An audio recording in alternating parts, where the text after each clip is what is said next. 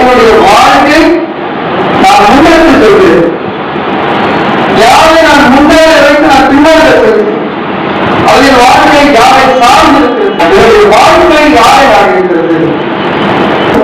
121ஆம் சங்கீதம் 1-2 வாசிக்கும் போது சங்கீதக்காரர் சொல்றார், எனக்கு ஒத்தாசை வரும் பர்வதங்களுக்கு நேராக என் கண்களை ஏறெடுக்கிறேன். எனக்கு ஒத்தாசை அங்கிருந்து வர வேண்டும். ஏன்னா முன்னில் இருக்கிற ஒத்தாசை அனைத்தும் ஒரு காலகட்டம் வரைதான், ஒரு எதிர்பார்ப்பு தீர்ந்து போகிற வரைதான், கொடுப்பவர்கள் செய்கிற வரை கொடுக்கிற வரை அந்த அன்பை அற்று போகிறது என்று சொன்னால் உனக்கு அங்கிருந்து ஒத்தாசை வராது.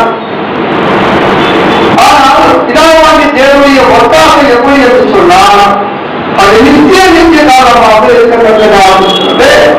அதை தாவீது கண்டுபிடிக்கிறார். அதனால அவர் சொல்றார், எனக்கு ஒத்தாசை ஒரு பர்வதத்திற்கு நேரான கண்களை கண்டது எங்கிருந்து வர வேண்டும் ஒரு ஒத்தாசை என்று சொன்னால் வானத்தையும் பூமியும் உண்டாக்கிய சத்தியத்திற்கு இந்த உலகத்தை படைத்தவர்களுக்கு வர வேண்டும். படைக்கப்பட்ட மனிதர்களுக்கு அல்ல, படைக்கப்பட்ட மனிதர்களுக்கு வந்தால் அவன் எதிர்பார்ப்பான்.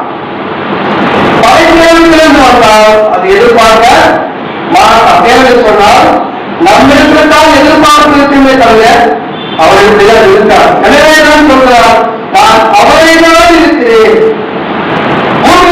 நீங்களும் கூட கிறிஸ்துக்குள்ளே கீழ்பட்டிருக்கிற சத்தியத்தின்படி வாழக்கூடிய கிறிஸ்துவின் சபையாகிய நம்முடைய நாளை எப்படி இருக்க வேண்டும் என்று சொன்னான். நான் அவரைதான்